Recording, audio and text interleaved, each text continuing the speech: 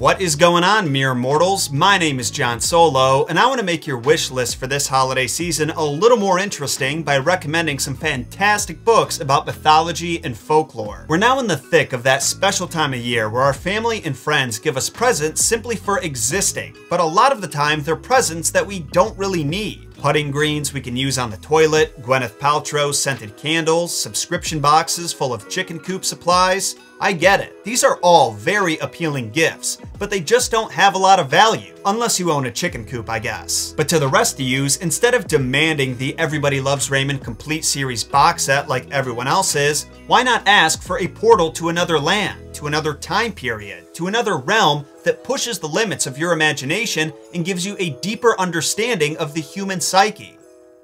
No? You're really that big of a Ray Romano fan? I never would have guessed. Well, I digress. For those of you who do want to learn more about mythology and folklore, I've got some great recommendations for where you can start your journey. And the best part is, I've personally used every single one of these books as a resource on Messed Up Origins, so you know you're getting reliable info. Before I dive into it though, I also want to tell you about an app that's actually enhanced my reading experience these past few months, Endel, who's very kindly sponsoring this episode. I gotta say, as someone who works 70 hours a week from home and therefore rarely leaves the house, the noises of my neighborhood tend to be a little distracting, which is not ideal when I'm trying to focus on my reading, writing a script, or honestly, just want a power nap. I used to try and block out the noise with my music, but I got burnt out on listening to the same songs over and over, and my inner muse can't help but want to sing along with the lyrics. That's why Endel has been such a game changer for me. It's an app that uses neuroscience to generate personalized soundscapes that I can only describe as massages for your brain. Reacting to inputs like the time of day, the weather, and your heart rate, Endel's soundscapes are designed specifically to help you focus, relax, sleep, or even put a pep in your step. I actually used focus to keep me on track while I was writing this video script, and then sleep mode when I, slept. You should also know that Endel is ridiculously easy to use. You just boot it up on your phone, smartwatch, computer, TV, Alexa, and choose the soundscape that fits your situation, and they've got plenty to choose from. You could be on an airplane or at the spa, and Endel has you covered. So whether you're having trouble focusing, relaxing, falling asleep, or just getting in the right headspace for a busy day, you should try out Endel. The first 100 people to download the app from my link in the description will get a free week of audio experiences. Again, just hit the link in the description for a free week of Endel. Alright, so the first book that I want to recommend is actually a series that I think any fan of folklore and the classics will enjoy. The Annotated series. If you're a fan of how I tell stories on Messed Up Origins, where I take you through the plot while also peppering in bits of trivia and interpretations from scholars, that's exactly what these books do with their footnotes and illustrations. I myself have a few copies, one containing all of Hans Christian Andersen's stories, another filled with a variety of classic fairy tales collected by writers like the Grimm brothers and Joseph Jacobs. There's an Arabian Nights collection, a Peter Pan one, and I'm pretty sure they even have the Annotated Wizard of Oz. For a better idea of what you're in for, take a look at my Annotated Alice book, which I referenced a lot through my Messed Up Origins of Alice series. Not only does it come with both Alice stories by Lewis Carroll, there's all of this beautifully weird artwork to admire, and at the very back you'll find the long-lost chapter of Alice Through the Looking Glass called Wasp in a Wig. If you want to check them out for yourself, I've got Amazon affiliate links in the description, as well as affiliate links for the rest of the books I'm talking about today.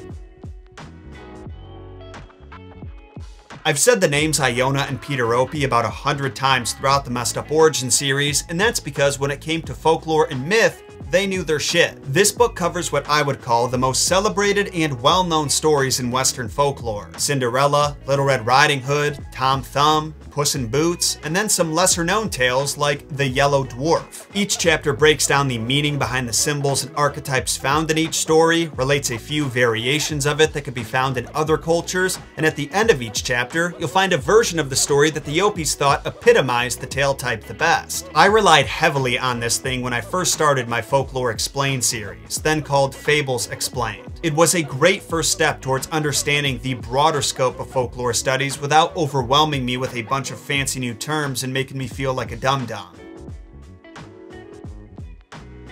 The next book on my list is the LEGO Star Wars Character Encyclopedia. I can barely put into words how amazing this thing is. If you're a lifelong LEGO and Star Wars fan like I am, this thing is a must-have. Getting to see some of the classic character designs and how those designs evolved over the years is a heartwarming trip down memory lane.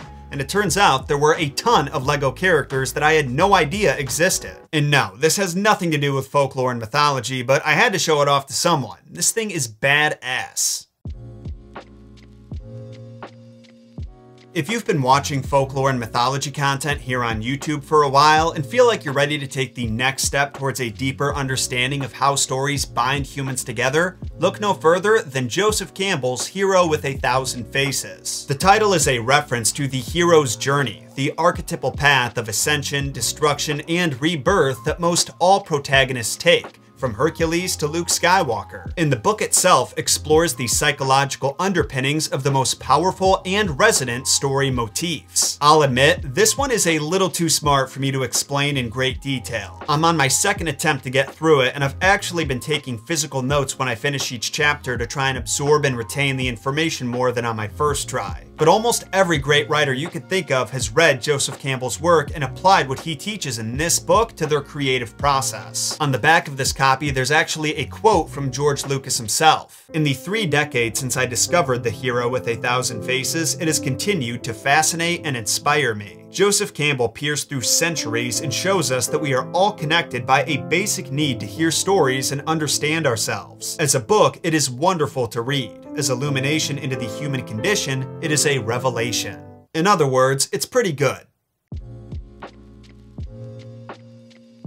Our next book is another series that I can't recommend enough for introducing children into the worlds of mythology and folklore, and more importantly, getting them excited about it. D'Aulaire's book of Greek myths, Norse myths, Norwegian folktales, and trolls. Complete with illustrations that capture the complexity of these subjects in a charming and simplistic way, these books are perfect bedtime story material. You can teach your little ones about the creation of the universe, the gods that shape our world, and the various hijinks they cause in a fun storytime format. And the best part is the myths are all told accurately. Granted, the sex and violence are dialed back a little bit for the younger audience, but you can trust that what you're reading was well researched and not full of misinformation or biased interpretations. I don't use these a lot when doing intense research, but if I need to refresh my memory with a real quick, simple retelling of a certain myth, I like to pull these off the shelf and give them a skim. Well, these and my old episodes where I summarize the myths, of course. Now, the final, but certainly not forgotten book I want to recommend is Jackson Crawford's Poetic Edda. Dr. Jackson Crawford actually has a YouTube channel of his own where he shares his vast knowledge about Norse mythology and the Old Norse language. Definitely check it out if you haven't yet. But what I really love about his translation specifically is that there's no fuckery involved. By that I mean Crawford doesn't force his personal creative spin on these 1,000-year-old poems, which a lot of translators just can't help doing. Instead, he gives you the most literal, precise translation that is possible. He also does a great job of setting the stage for the poems in his introduction. He explains how the values and social customs of Viking culture are reflected in the actions of the heroes and gods that the poems describe, and he gives a very easy to understand breakdown of how the Norse pantheon functions as well. The Poetic Edda is full of both hilarious and depressing poetry that mirrors the rough lives that those in Norse society had to endure, and some of the myths that we've talked about the most on this channel can be found in its pages. Loki's roasting of the gods, Thor's roast battle with Odin, the time that Thor's hammer was stolen by the giants and he had to dress up like a bride and almost marry a giant to get it back. It's worth checking out for these stories alone, but in my opinion, the value of owning such a reliable, trustworthy vessel of Norse stories cannot be understated. Unfortunately, the physical copy that I ordered to film this video hasn't arrived yet, but I do own it on Kindle, and as you can see, there are a ton of highlights in it, many of which I've actually used when making content. So if you want to pick one up for yourself or another Norse nerd in your life, check out the link in my video description, and then go subscribe to Jackson Crawford. If it weren't for his work, I would not be able to talk about Norse mythology with almost any confidence, so if you like my content, you kind of owe him. But that, my friends, was my list of folklore and mythology books that you should put on your wish list this holiday. I hope that at least one of my recommendations makes your list, but even if it doesn't, you at least gained a little insight into my research process and how an autodidact such as myself can make a living teaching a subject that I knew almost nothing about until after I got my college degree. I do have some more specific, unusual recommendations like,